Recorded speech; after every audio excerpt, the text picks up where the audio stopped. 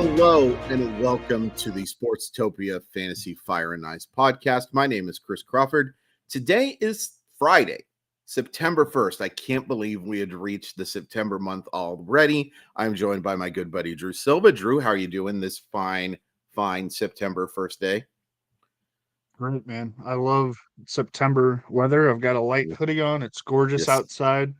Might go for a bike ride after we get done with the show. All is right in the world. College football is back. Yes, sir. Drew and I talk often about how much we love the fall weather. We are built for it. We love it. We love that crispness.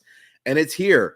And just because it's fall weather, though, doesn't mean there isn't a lot of excellent baseball to watch. This is such a loaded slate of games. I'm really excited for it. But Drew, it is fall, but is there some weather that people need to take a closer eye on today? Or is this going to be just a nice, lovely day for everyone?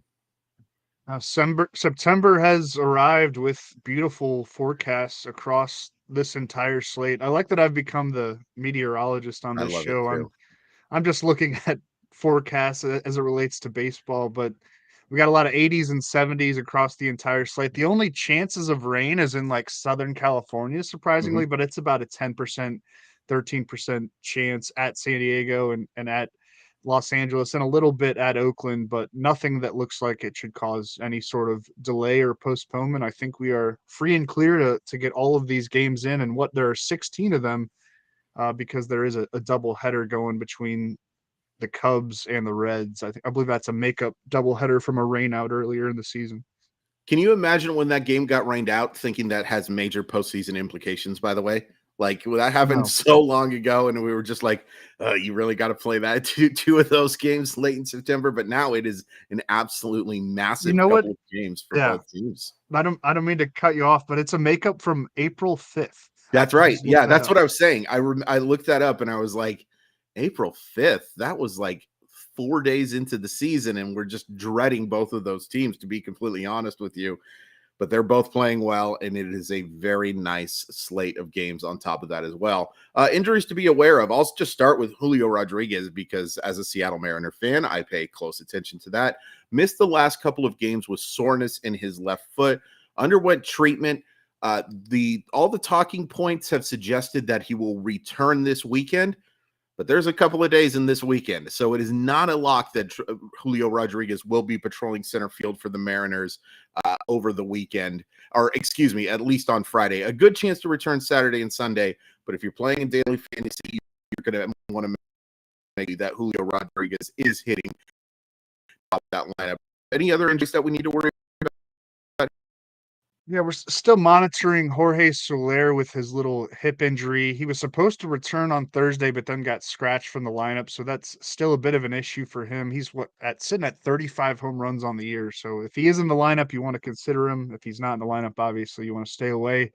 Lane Thomas still dealing with some back discomfort. Those are situations that we were monitoring from Thursday. You mentioned Julio.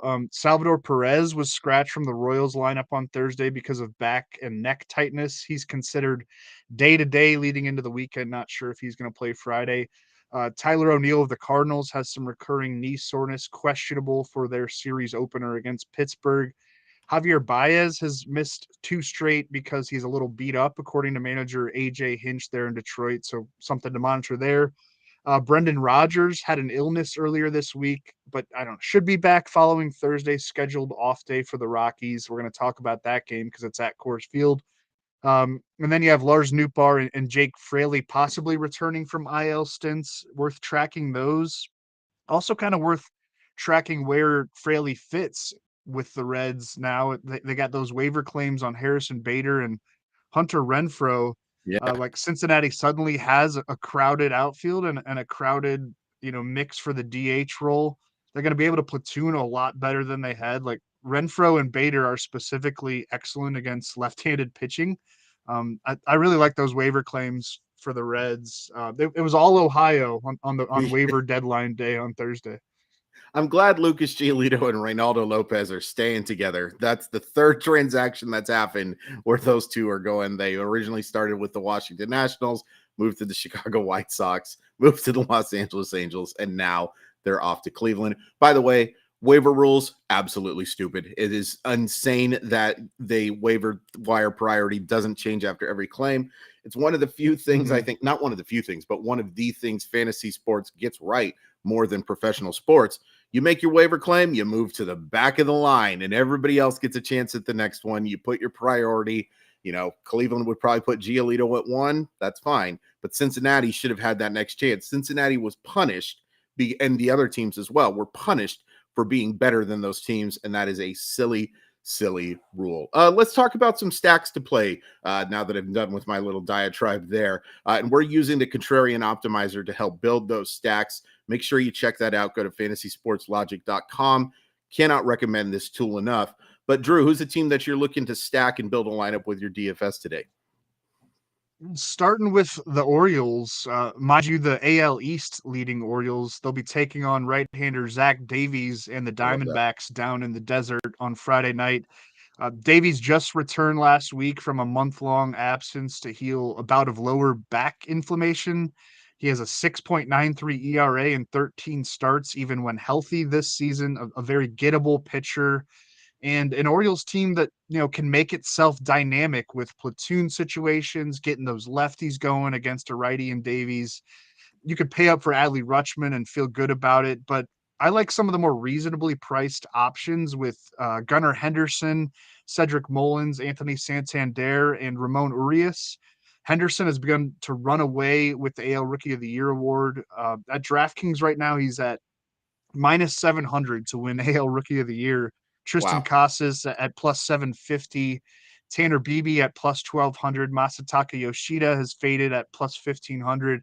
Josh Young of the Rangers was a one-time favorite, but has fallen back to plus 4,500 since fracturing his thumb in early Wow. August. I like the O's to put up some crooked numbers in Arizona and build that AL East lead. You can grab some of the more expensive players, but yeah, I like Henderson, Mullins, Santander, and Urias to do a lot of the damage and reap a lot of the RBIs and runs scored there against Arizona. Yeah, I like that call a lot. It's fun that both of those teams are in playoff contention, but I trust Cole Irvin a little bit more as a starter than I do Zach Davies at this point. That's a weird thing to say. A couple of years ago, we would not be saying that, but it is absolutely what I'm going with.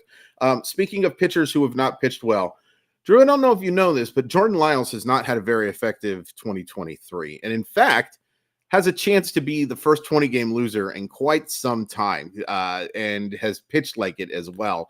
He has a 7.89 ERA in the month of August, has a 17-6 strikeout to walk ratio, showing how little he has missed bats. That's been kind of his modus operandi throughout his career. And that's why I'm going with the Red Sox as my stack.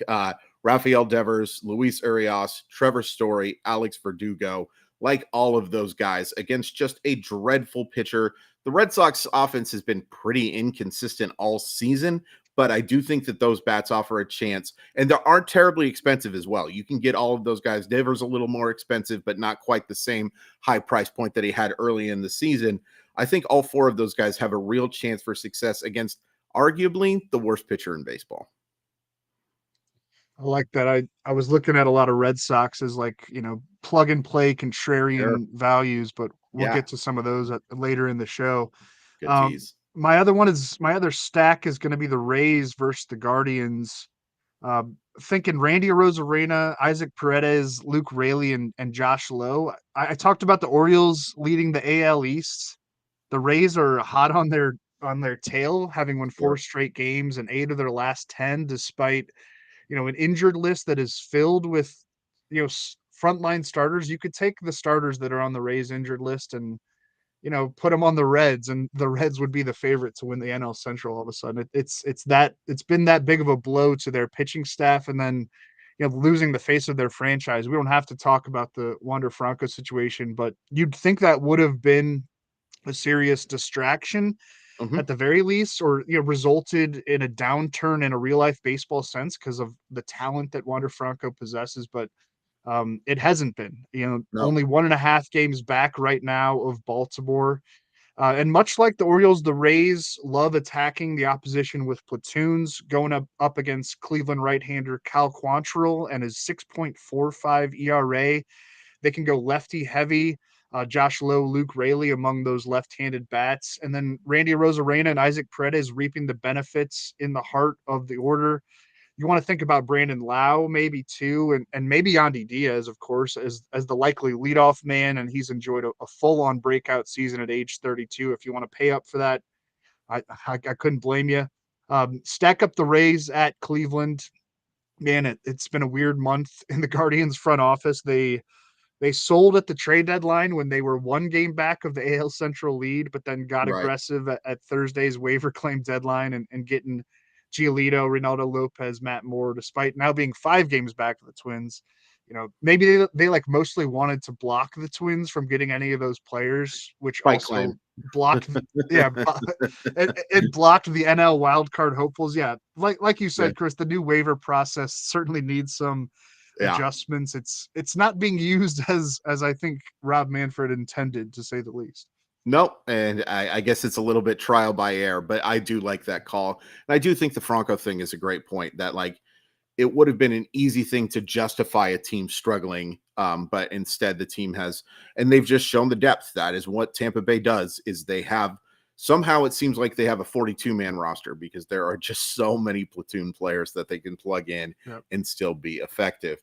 The Toronto Blue Jay offense has not been terribly effective this year. I think it's been one of the bigger disappointments. But you know what's a good way to get healthy? Face Chris Flexen in Colorado, and that's exactly what they're doing today. Now, look, as a Seattle Mariner fan, again, I will point out that Flexen was terrible in Seattle this year. He's actually pitched decently over his last couple of starts. He's given up 3 runs over the last 11 innings. That's lowered his ERA to 6.94, which tells you just how bad he's been for the majority of the year. And look, one of those starts came against the White Sox, who just have an absolutely atrocious lineup. One of them against the Orioles, who do not. So credit to him there. But I will take my chances of Chris Flexen pitching against the Toronto lineup. I've got Danny Jansen, Brandon Belt, George Springer, and Dalton Varsho in the lineup. Varsho, I think, is a really interesting one because he's been playing better lately. Maybe a chance of providing that combo meal for you with that homer and that stolen base. George Springer had an excellent August, one of the few Blue Jays who did play really well. I think all 4 of those guys have a chance for good offensive success, especially when you consider the fact that they're going to play in that hitting utopia that is Colorado against a pitcher that just doesn't miss bats in Chris Flexen. Right. Yeah. Chris Flexen, like a soft tossing, throws that cutter to try to induce soft Yeah, contact. It's a really bad recipe for Coors Field. And when sure. you're facing a lineup that has the, talent on paper that the Blue Jays have, you got to get some kind of action in that game. And we can talk about some contrarian plays out there too. Right, absolutely. Drew, today's starting pitching slate is loaded with really good Mm-hmm. pitchers. We were talking before, just a couple that we won't mention that are pitching today. Freddie Peralta, Zach Wheeler, Justin Verlander is going to get a chance to pitch. But we have so many good guys today that we're not even going to suggest those players. But who are you going to suggest go today? Yeah, I mean, you can get a lot of value for a really good starter in a really good spot. It's Yeah, really like a very attractive slate to be playing daily fantasy baseball, and to have the contrarian edge optimizer on your side is a great yeah, help. I'm looking first at Eduardo Rodriguez at the White Sox. Erod vetoed a trade to the Dodgers at the August 1st deadline. Wanted to stay put in Detroit to kind of play out the string there before he opts out of what's remaining on his contract with the Tigers and heads into free agency. He's building his own personal value right now. That's what sure. his primary motivation seems to be. And I don't necessarily blame him for it. You got to look out for you and your family above all else in this cruel world. And he's done a good job of building that free agent price tag for himself. So Good far, a call. 3.21 ERA, 1.11 whip, 116 strikeouts through 117 and 2/3 innings this season. And talking about motivation, this White Sox team that he's facing doesn't seem to have much of it.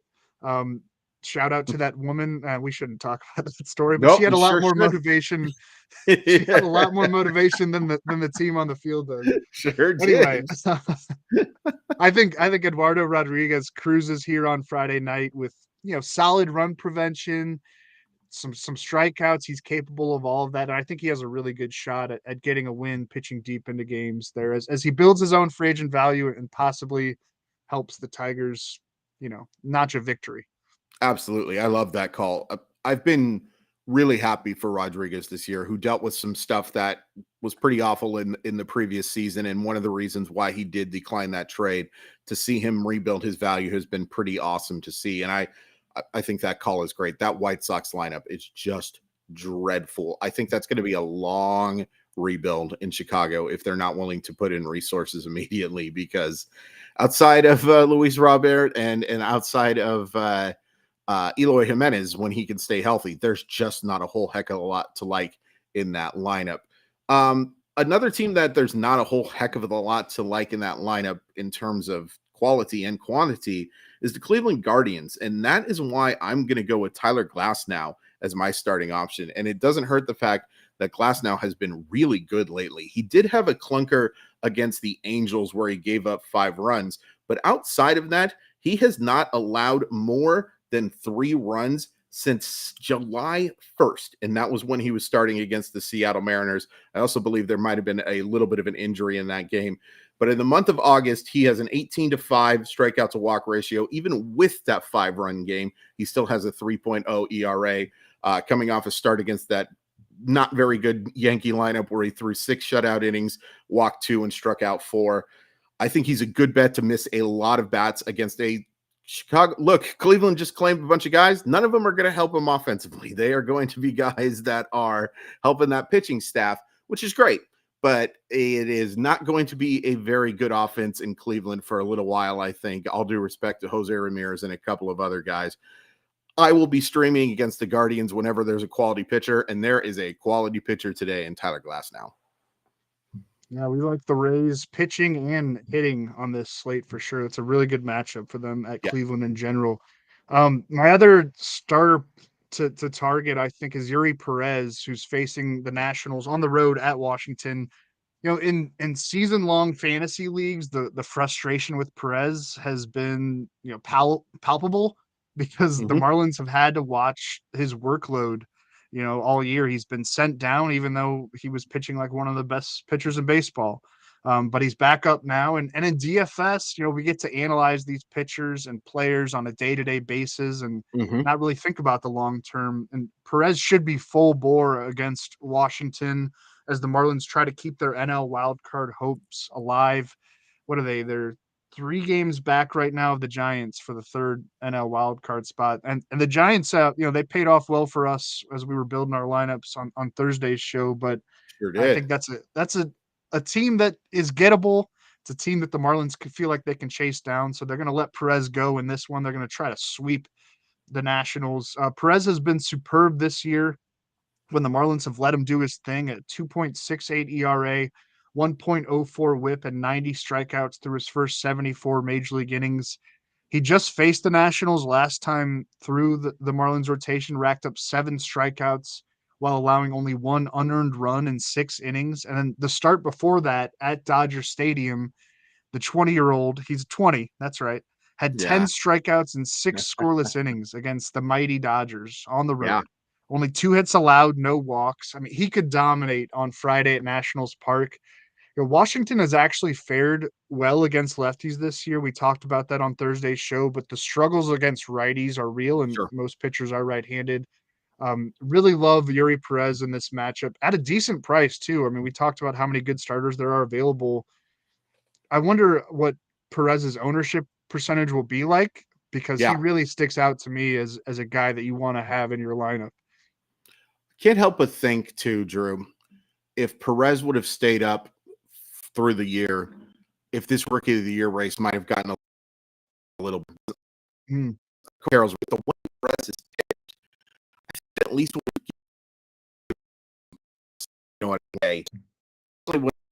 in the one, and he really had 7 ready against.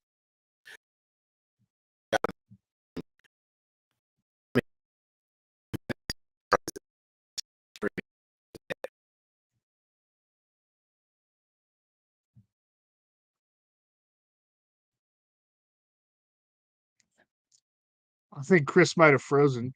I could just close out the show while we wait for him to come back with some contrarian optimizer picks, which is, the way to do this, to find contrarian edge plays using these tools that we have here at Fantasy Sports Logic. Um, One way to do it is just have it generate some stacks like we were talking about earlier. What do we have? The Orioles, the Blue Jays, the Rays tonight. And look at who sticks out beyond those stacks. What are the value plays that are? Oh, we have them back, Chris. Let's tell the audience how to find contrarian optimizer plays on the board beyond the stacks that we usually build. Sure, absolutely. Let me go ahead and share my screen real quick, and also talk about my other starting pitcher while I do that, because Yeah, do that. I really like. I don't normally recommend picking somebody in Colorado, but I'm going to go with Hyunjin Ryu because I think he has an excellent chance to pick up a win today. Has allowed no more than 2 runs in his last 4 starts. Hasn't been getting extremely deep into games, which is a big, kind of a worry there, but I really like the chance for Toronto to jump out to an early lead, give him that win, give you a low ERA for the day, even if you're not going to get a ton of strikeouts. So yeah, I would absolutely consider Hyunjin Ryu, maybe pairing with one of those top starters because he's not going to be as expensive. But if you take a look at the Or as optimizer, and owned, yeah, people aren't yeah, going to have Hyunjin Ryu at Coors Field. I yeah, like that as a contrarian play too. Like you yeah, generally want to avoid pitchers at Coors Field, but that Rockies lineup is so bad. We talked about Brendan Rodgers might not even be in there as he deals with an illness. Like sure. he can do fine to really well, at a low ownership percentage and at a low cost. Absolutely. So if you take a look at this contrarian optimizer and if you go to generate your lineup, you'll see quite a few guys that are kind of interesting here. We've talked a lot about Ji-Hwan Bae as a contrarian play just because of the fact that he can provide those combo meals, those homers and the stolen base, particularly the stolen bases. He makes a lot of sense. Taking a look here, Luis Rengifo, who has been just absolutely excellent, especially actually since the Angels basically said we don't care about this season anymore. Yeah. Thairo Estrada, one of the more interesting plays. Anybody you're seeing here that you really like, and Drew? I mean, Kevin Kiermaier, as you noted, Chris, as we've talked about, the Blue Jays are out in Coors Yeah, Field, and we want to have at least some piece of that lineup. If you're not going to stack the Blue Jays, if you're making multiple lineups, at least have a stack of them in one of them, or multiple of sure. them. But if you just want to get a cheap part of that offensive attack in the thin air of Denver, I think Kiermaier makes a lot of sense. Maybe getting 4 at bats toward the bottom of that lineup as the Blue Jays turn it over. Akil Baddoo sticks out here as Hmm. you're looking at these optimizer picks. The likely leadoff man for the Tigers at the White Sox. He never quite built on that mini breakout from the 2021 season, but a dynamic skill set at a good price in a favorable spot. Yeah, my best, you know, workflow toward finding these optimizer contrarian values is to have it generate lineups, have it generate a stack where there's 4 players from an offense that I really like, and then it's going to spit out some other players that are at a cheaper price at different positions. Or if you just need to fill like the catcher spot or fill an outfielder or fill a third baseman, you can sort and filter by that and look at owners projected ownership percentage, look at what the blend is saying from all these projection systems, into our own proprietary blend, and what it's projecting for a guy who's maybe at a low cost and maybe in a good situation at the top of a lineup or at the bottom of a lineup that's going to be really productive in general. There are just a lot of ways to look at it and to find these value plays. I like Jaiwan Bay. I mean, you mentioned him earlier, and he's kind of Hmm. been a popular, like, low cash option, I think, for a lot of DFS players. But yeah, could that lead off for the Pirates on Friday if Cabrian Hayes doesn't against Dakota Hudson and the Cardinals, another team in the Cardinals that have thrown in the towel on the season? Bay could get on base, offer some speed, 21 steals on the year. That's at his price point. He's a really smart pick on a slate like this. Darian Blanco of the Royals sticks out. He's at 2,400. I'm interested to see like what some of these September call-ups will do if they're going to fit right into the lineup Right play. immediately. The Mets are reportedly calling up Ronnie Mauricio. Hmm. I might want him in the lineup, to see Sure. what he can do. Like an incredible talent, Could be starting at like second base, shortstop, third base. He can play some left field too. So I think he'll be in there if they are indeed calling him up today. Brett Beatty has been horrible at the major league level, but the Mets Yeah. are calling him back up. He's been awesome at AAA, continues to rake. He could see action at third base down the stretch, especially against right-handed pitching. Yeah, I like all of those calls. It's interesting here too. Speaking of going to the pitching side, JP Sears is in a lot of these things. And look, JP Sears has not been terribly effective as a starter, but there've been a few flashes. And that Los Angeles lineup now is just not very good. And I could see that. Like, that's I think a really nice contrarian play, because there are not going to be a lot of people using JP Sears tonight, folks. I mean, I know we get hundreds of millions of people watching this show, so we're going to see some people automatically put him in the lineup because of that. But there are some people out there that aren't watching this show for some reason that are not going to put JP Sears in the lineup. Talk about a salary steal at 6,500. If he pitches well and you can load your lineup up with some other guys, like I love some of these options that are coming out of here with JP Sears in the lineup, I think that makes an awful lot of sense. The optimizer liked the Giants on Thursday's slate. It likes the Giants again against the Padres, who, I don't know if you saw this, but they didn't put in a single waiver claim on any of those players. Not that, they would have gotten a few of them. Maybe that's why they didn't. They've thrown in the towel. They know it's over. What a disappointing season it's been, but that's something to monitor for like momentum or just narrative purposes. That Padres team is really beatable right now. You could see Juan Soto and Fernando Tatis Jr. getting a lot of rest down the stretch.